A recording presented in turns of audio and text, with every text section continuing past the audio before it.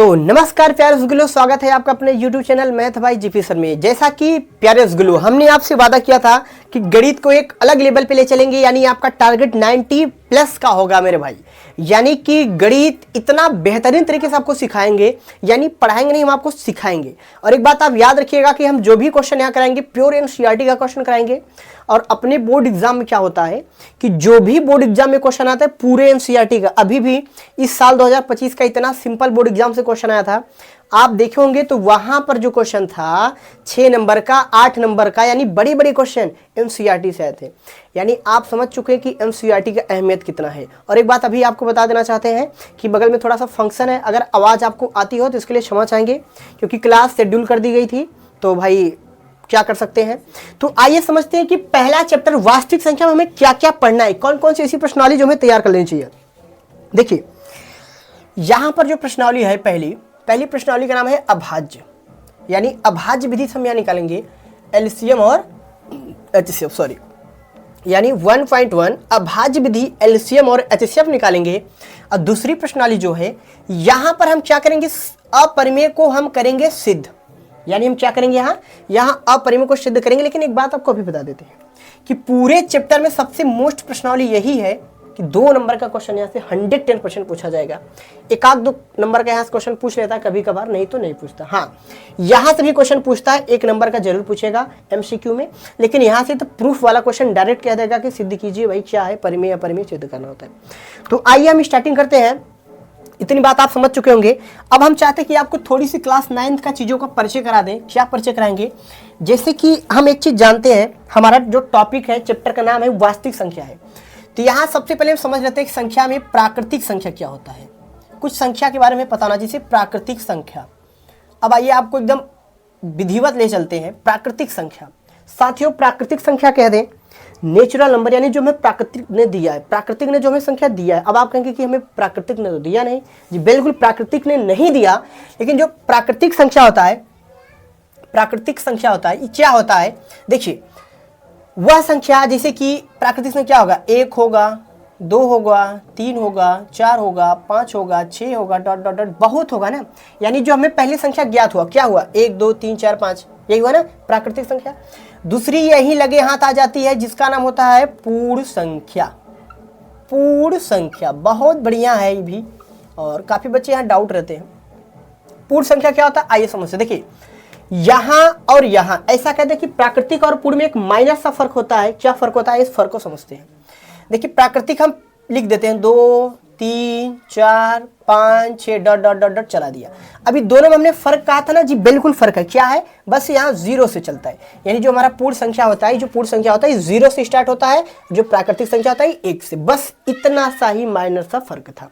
अगली की अगर हम बात करें आपसे, अगली की बात करते हैं जिसका नाम है पूर्णांक, जिसका नाम होता है पूर्णांक। आप लोग ये सब पढ़ चुके होंगे भाई। पूर्णांक होता है, इसको जेड से डिनोट करते हैं, हालांकि हमें उससे इतना बेसिक नहीं जाना, क्लास 9th का है, बस आप ये बात नोट कर लीजिएगा कि जो भी हम बता रहे क्लास 9th का टॉपिक है। ऐसा नहीं कि हमें कक्षा 10 में, हाँ हमें इन बातों का बस पता होना चाहिए कि क्या होते, बस और कुछ नहीं। पूर्णांक क्या होता है, देखिए पूर्णांक, पूर्णांक का मतलब पूर्ण अंक, ये नहीं कि दशमलव वाली संख्या पूर्णांक, जी बिल्कुल नहीं। दशमलव वाली संख्या तो होगा नहीं, क्यों नहीं होगा, क्योंकि 2 दशमलव, देखिए यहाँ अगर हम लिख देते हैं 2.34, तो ये पूर्ण नहीं है, क्योंकि दशमलव के बाद संख्या बढ़ रही है ना, तो पूर्ण नहीं है। पूर्ण का मतलब कि नेगेटिव पॉजिटिव दोनों, भले से प्लस माइनस आ जाए चलेगा, लेकिन पूर्ण होना चाहिए। कैसे पूर्ण होगा, आइए समझते हैं। देखिए जैसे कि माइनस के हमने क्या लिख दिया, माइनस के 3 लिख दिया, माइनस के 2 लिख दिया, माइनस 1 लिख दिया। अब भले ही माइनस में, लेकिन पूर्ण संख्या तो है, एक भाई संख्या है। और यहाँ 0 देखिए, 1 देखिए, 2 देखिए, 3 देखिए, यानी इनफाइनाइट तक चलता है। आप समझिए इसे कि जितनी प्लस वाली संख्या होंगी ई भी इनफाइनाइट जाएगा, माइनस वाली संख्या होगी ई भी इनफाइनाइट तक जाएगा। यानी अगर आपसे कोई पूछ लिया कि पूर्णांक किसे कहते हैं, तो आप सिंपल से एक बात हमारा याद रखिए कि इधर सब प्लस चल रहा है और इधर सब माइनस चल रहा है। पूर्णांक किसे कहते हैं, ऐसी संख्या जिसमें प्लस माइनस, या ऐसी संख्या जिसमें धनात्मक ऋणात्मक दोनों संख्याएं पाई जाती है। देखिए अगर आप परिभाषा बनाना चाहते हैं सिंपल बना लीजिए। क्या बनाएंगे कि ऐसी संख्या जिसमें धनात्मक व ऋणात्मक संख्या पाई जाती है उसे क्या कहते हैं, हम पूर्णांक कहते हैं। अगली की हम बात करते हैं जिसका नाम है परिमेय संख्या, बहुत ही मोस्ट इंपॉर्टेंट ये होगा भैया परिमेय, परिमेय संख्या। चलिए परिमेय संख्या के बारे में थोड़ी सी बात कर लेते हैं कि क्या होता है परिमेय संख्या। एक सिंपल सा आपको बात बताते हैं, ऐसी संख्या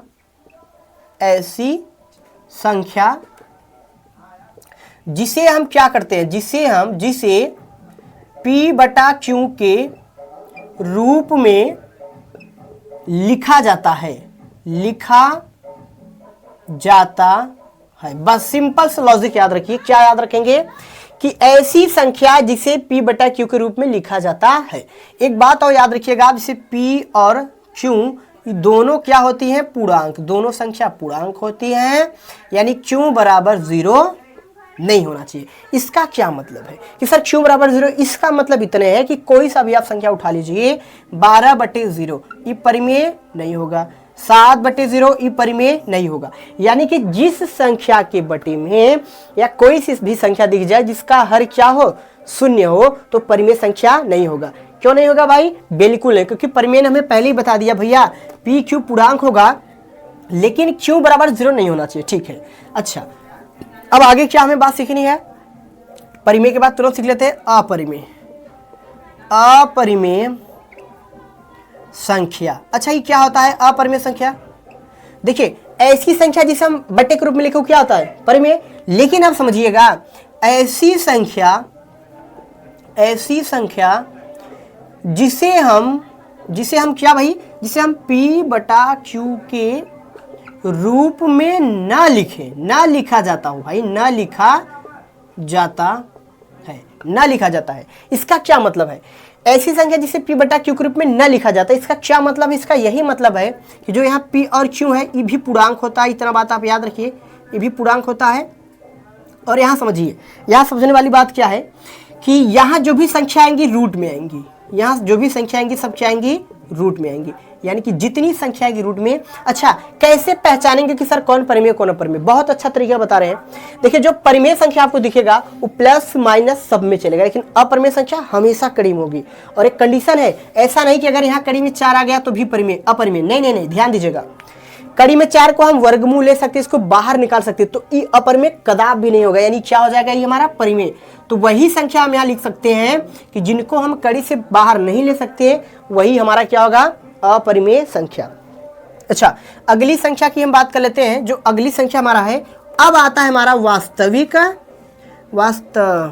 एक सेकेंड लिख दे रहे हैं, वास्तविक संख्या। इसको इंग्लिश में कहते हैं रियल नंबर, जो कि हमें यही बढ़िया से चैप्टर दिया था। चैप्टर ने हमें कहा वास्तविक संख्या, हमारे चैप्टर का नाम वास्तविक संख्या, हमें इसी के बारे में अच्छे से पढ़ना है। किसे कहेंगे हम वास्तविक संख्या? परिमेय तथा अपरिमेय संख्या दोनों जिसमें रहेंगे वो क्या हो जाएगा, वास्तविक संख्या। यानी परिमेय तथा